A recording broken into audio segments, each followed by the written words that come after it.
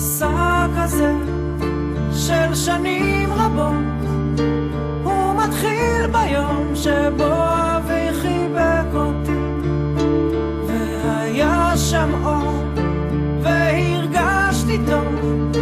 מי זה אלוהי? שאלתי אז את אחותי. אז לא פלא שכלום לא פשוט וכלום לא מושלם כמו בריאת העולם. וכשאמי קרא לי לשוב כי היה לה חשוב, לא שמעתי אותה, ושוב חזר תחנה בזמן ותראה אותי. הרינו מתכבדים להזמין את כבודו ובני ביתו בחגיגת בר המצווה של בנינו היקר מאיר נרו יאיר, שתתקיים אם ירצה השם במוצאי שבת קודש בית באב תשכ"ד 11/7/64 באולמי תל אביב. בשם כל המסובים אנו מוסרים את רשות הדיבור לחתן הבר מצווה מאיר. תודה רבה. אוקיי. כבוד הוריי היקרים, כבוד אורחינו הנכבדים, יום זה הוא יום גדול וקדוש בחיי, כי הוא מכניס אותי בשורותיה של אומה גדולה, עתיקה ומפוארת. לכן אינני מודה לריבון העולמים שהחייני וקיימני והגיעני לזמן הזה לחוג את חג בר מצווה שלי כבן דור התקומה והתחייה, בהוקרה ובהערצה להוריי היקרים על כל הטוב והחסד שגמלו איתי. זה 13 שנה כדי להביאני עד הלום. הוריי היקרים, במה אוכל לשלם לכם על כל מה שעשיתם למעני? רק תגמול אחד ויחיד יש בידי להציע לפניכם, הלא זאת היא הצהרתי, שעמלכם לא יהיה לשווא, ואשתדל ללכת בדרך הטובה והישרה בעיני אלוקים והאדם, כדי שתרצו ממני נחת כל הימים. בנוף הבתים הישנים אשר היו צילי בימי ילדות, חלפו הרבה שנים, חלפו הרבה שנים. נוף הבתים כבר מתפורר וקירותיו נעלמים, חלפו הרבה שנים, חלפו הרבה שנים. בגן העדן של ילדות אשר היה בורח, הייתי חלק מעונו, היום אני אורח. בגן העדן של ילדות אשר היה בורח, הייתי חלק מעונו, היום אני אורח.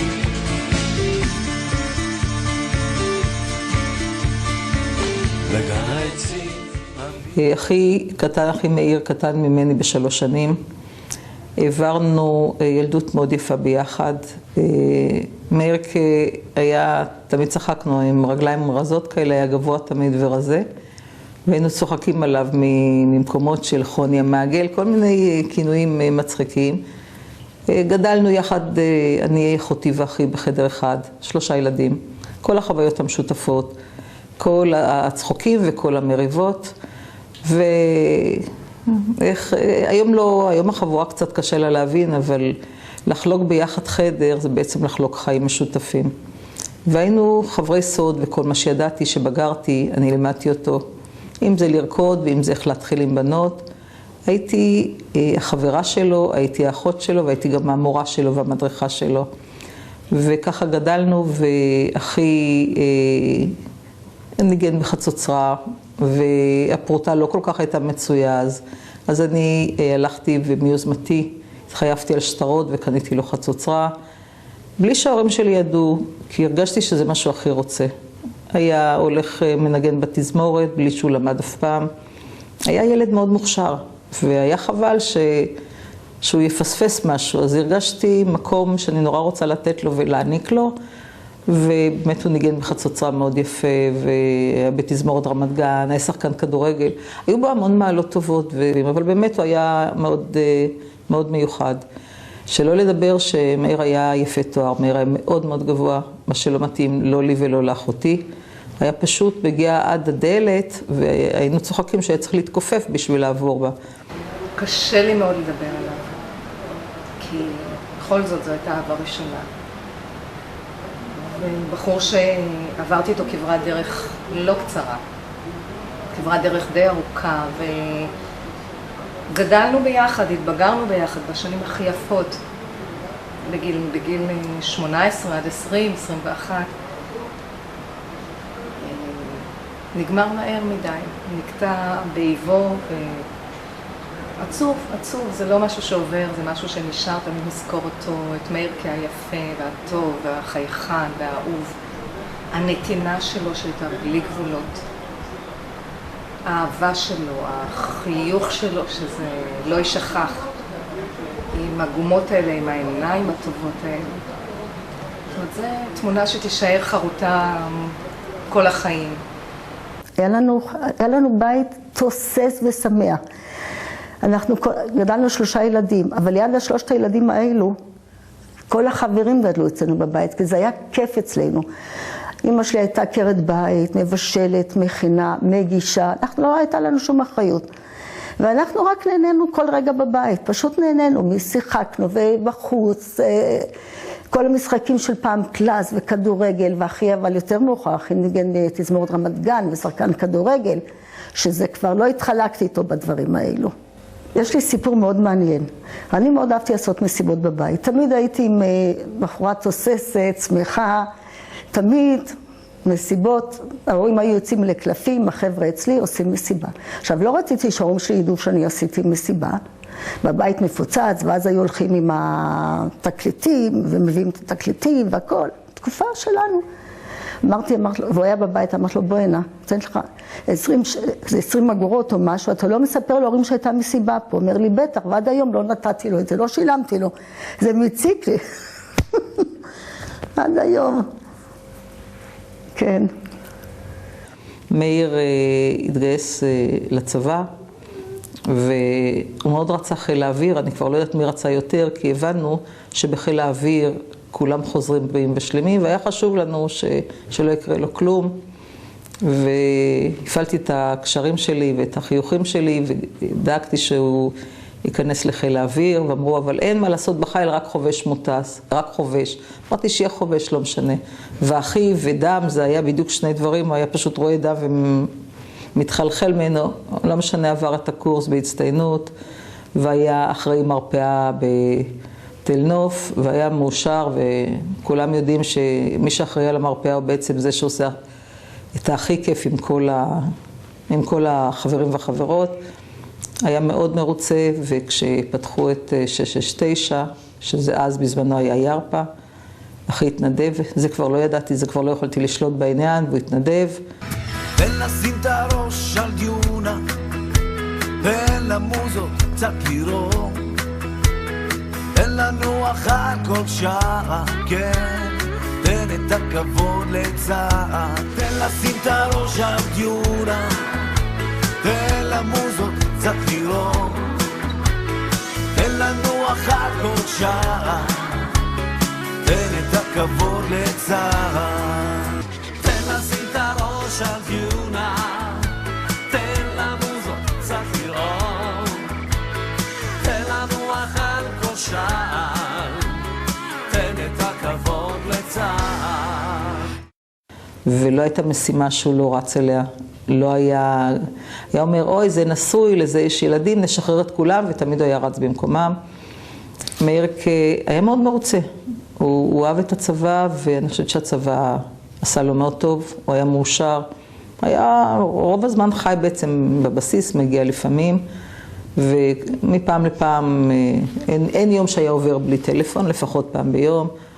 ובאמת ליווה אותי לאורך כל הדרך, כמו שאני ליוויתי אותו, והאמת זה היה הדבר שהכי אהבתי. ועד כדי כך שלפעמים היו צוחקים והיו אומרים, בעצם את מי את אוהבת יותר, את בעלך או אותו, את אחיך. והאמת אהבתי אותו מאוד, ותמיד דאגתי לו, הרגשתי כמו איזה אחות גדולה כזאת, בוגרת שאני לקחתי תחת החסות שלי את אחי גם. ולא ידענו בעצם שהוא עושה משימות מאוד קשות. לא ידענו שהוא נמצא מאחורי הגבולות, במקומות הכי מסוכנים. ההיכרות שלי עם מאיר הייתה די קצרה, בסביבות שנתיים, אבל אינטנסיבית מאוד. הוא היה בן אדם שכמו הכי טוב שאפשר אולי. בן אדם טוב לב, מתנדב לכל דבר. הוא היה מתנדב לכל המשימות הכי מסוכנות בגיחות שהיו להצלת אנשים ודברים כאלה. זכורה לי גיחה אחת שיצאו עם הליקופטר ורדפו אחריהם שני מיגים. כולם ירדו מהמטוס לבנים. הטייסים, כולם, מה זה, ניצלו בנס. הוא יורד עליז. איזה קטע היה, הוא מספר לי, והוא יוצא עליז נס. אהבתי אותו, אפשר להגיד, יותר מאהבת נשים אפילו. היום זה מסוכן להגיד את זה. היינו בשנתיים האלה כמעט ולא נפרדנו. היינו כל הזמן ביחד, ממש כל הזמן ביחד. הייתה לי חברה שאומרת לי, אולי נצא היום בלי מאיר, אני מוכן לוותר עלייך. יש לי חברי ילדות שאני חבר שלהם 30 שנה, אבל המשקע שמאיר השאיר בי בשנתיים שהיה חבר שלי, יותר גדול. ממש יותר גדול. בן אדם טוב לב כזה, יפה תואר. בנות היו מתות עליו, רצות אחריו. זהו, אבל אומרים, תמיד הטובים הולכים. הזיכרונות שלי ממאיר הם בעיקר הנערות שלנו, הבחרות, מה שנקרא. היינו יוצאים ביחד בזמנו, בלי בנות. הולכים לסרטים במועדון, במועדון של ההסתדרות, הולכים קצת עם החבר'ה ינקלה ואבי וכל הדברים האלה. עד שאני עפתי לתל אביב. אבל יש זיכרונות איתו של נגינה ביחד, הוא בחצוצרה ואני בגיטרה. ואלה התמונות שיש לי ממנו שישארו לתמיד.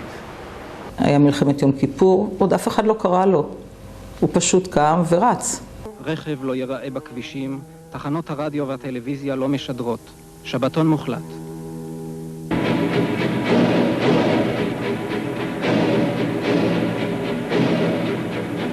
אותו יום כיפורים היה שונה. בכבישים נעו אלפי כלי רכב. הרדיו שידר מילות קוד, והאנשים ארזו ויצאו לדרכים. עם שלם התגייס למלחמה. מוצב החרמון, המתנשא בצפון הגולן, נפל ביום הראשון למלחמה, אחרי קרב נואש של קומץ מגיניו נגד כוח סורי עדיף שהונחת על ההר במסוקים. כוחות השריון וחיל הרגלים הבקיעו את מערכי האויב וחדרו לעומק של 10 קילומטרים בשטח הסורי וממשיכים להתקדם בציר קוניטרה דמשק. תותחי צה"ל הפגיזו מטרות צבאיות בקרבת דמשק. אך שטר אחד נותר לפרעון, מוצב החרמון. חטיבת גולני שבה וכבשה אותו. 51 מחיילי החטיבה נפלו בקרב הקשה. היה יום ה' באייר, זה היה חג העצמאות לכל מדינת ישראל, למעט למשפחה שלנו מסתבר. לא רק לנו, לעוד כמה, אבל כבר לא הייתה לנו עצמאות יותר. ולא יודעת, לא הייתה לי הרגשה שיקרה משהו. הלכו לחלץ צנחנים שנפגעו. אחי כבר דיבר עם הקרקע, את זה אני ידעתי מהעיתונות, והיום אני יודעת אחרי שפתחתי את התיק. אחי דיבר עם הקרקע ואמרו לו מצב הפצועים והרוגים בשביל להכין את כל מה שהם אמורים להכין. הטייס נחת, הביא את המטוס למצב של נחיתה, הוא היה מאוד קרוב לקרקע, קיבל מכה בזנב להיום אני יודעת שזה, הוא חשב שזה טיל, כי הייתה הפגזה מאוד קשה באותם ימים. הוא התרומם, הסתחרר ונשרף עם כל יושביו. כל אנשי הצוות כמובן, היו שם 7 אנשי צוות, כולם נהרגו, ביניהם היה גם אחי. לקח באיזה יומיים עד שהצליחו להוריד אותם משם, וכל זה באמת בגלל ההפגזה, ומתוך הבנה שנבין כל חייל שישלחו לשם, יש יותר סיכוי שיהרג. ובעצם מה להציל אין, כי כל מי שנמצא שם זה בעצם אנשים הרוגים. אז הבנו את זה וקיבלנו את זה, אבל זה היה לחכות את היומיים האלה מאוד, יומיים קשים, חוסר ודאות, עם איזו מחשבה, שמה אולי הוא יגיע, כי זה בעצם מה שאתה רוצה, שהוא יחזור. זה היה יום העצמאות, הייתי בים. ישבנו בים, ופתאום שומעים הליקופטר התרסק. מי התייחס לזה? אמרתי, איזה מסכנים המשפחה הזאת, איזה מסכנים, מה עובר עליהם עכשיו וזה. זה היה שוק רציני, אני לא האמנתי. שוק רציני, אני קרסתי, התמוטטתי, כי זה דברים שאני לא חלמתי שיכולים לקרות לאחי. כשאחי התגייס, אני קניתי לו שרשרת מגן דוד, וזהו בעצם השרשרת שהוא הלך איתה כל החיים, זאת אומרת מהצבא ואילך, כבר החיים שלו נהפכו למאוד קצרים, מסתבר. הדבר היחידי שנשאר מאחי זה אותה שרשרת, שהשרשרת, באנו לבקש משהו, אני כמובן הלכתי לבקש, אם נשאר איזה מין מזכרת קטנה, כי אמרתי אולי הוא השאיר מכתב, אולי איזו תמונה אחרונה. והדבר היחידי שקיבלתי זה היה שרשרת מזהב, המגן דוד, עם חתיכת, כאילו השרשרת הייתה דבוקה לו לגוף, והוציאו לו אותה מהגוף עם חתיכות בשר. לא יכולתי להביא את זה לאמא שלי כך, אבל רציתי להשלות אותה, אני יודעת, מתוך הנחה שחשבתי שהיא תאמין לי, וניגשתי לצורף וביקשתי שילחים לי את המקומות שנקראו, והיא צחצח לי את השרשרת, והבאתי לאמא שלי את השרשרת, כאילו קנו אותה עכשיו מהחנות, והיא אמרה לי, אני אומרת לה, אמא, את רואה, שלא תחשבי, כל הזמן אמרה, הוא נשרף, לא נשאר ממנו כלום. אז אמרתי לה, אמא, את רואה, תראי, אם השרשרת נשארה שלמה, גם הוא נשאר שלם. אז היא אמרה לי, ואת חושבת שאמא שלך טיפשה? בעקבות הסרט הזה, הזמנתי את כל החברים של אחי, החברים הקרובים, הם הגיעו אליי הביתה. זה הדבר הכי מרגש שיכול להיות. פתאום אחותי גם אומרת לי, את יודעת, יש להם יום הולדת. וכשאני מסתכלת על התאריך, אני אומרת לאחותי, את יודעת, היום לאח שלך יש יום הולדת והוא בן 60. אז לנסות לתאר את אח שלי בן ה-22 וחצי, עם הבלורית, יפה התואר, עם זוג עיניים ירוקות מקסימות, הסתכלתי מסביבי והיבטתי על החברים שלו, ואמרתי, אני לא יכולה לדמיין אפילו שאח שלי בן 60 יכול להיראות כמוהם. אז בשבילי הוא נשאר צעיר לנצח, ונשאר יפה, ונשאר מדהים כמו שהוא היה תמיד.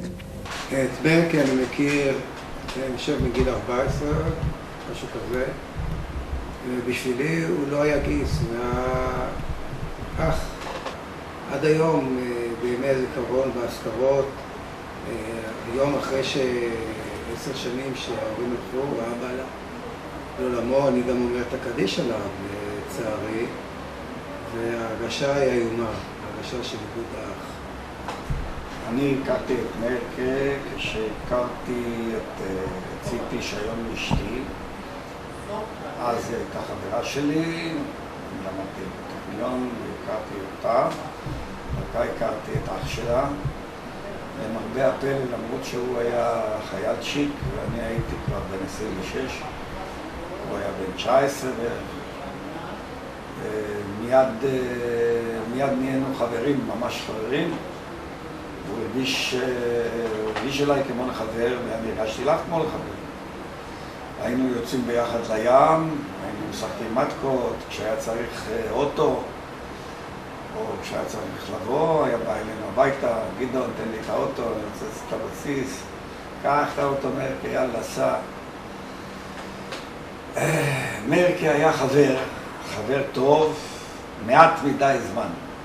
בתור חבר קרוב של מאיר, מאיר זאת אבדה גדולה הייתה לנו, הכאב הוא עצום, ואנחנו נזכור אותו לעד.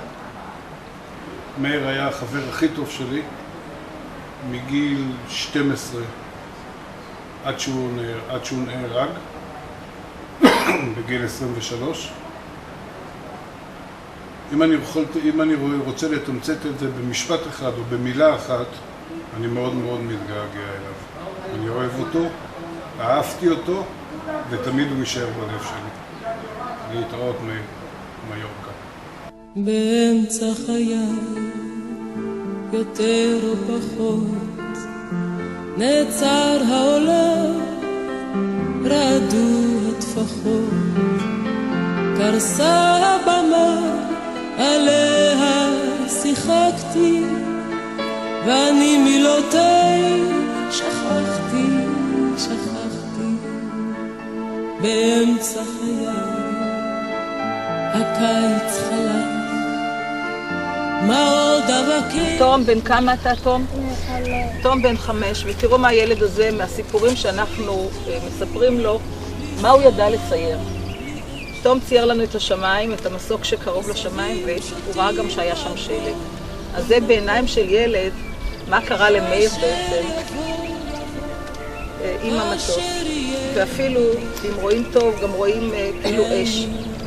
אז כל מה שאנחנו מעבירים הם יודעים לצייר. באמצע חיי, יותר או פחות, באמצע אפור, באמצע שחור, היו אנשים בחדר בלי אור, והיית אתה. באמצע חיי, יותר או פחות, נעצר העולם, רעדו הטפחות,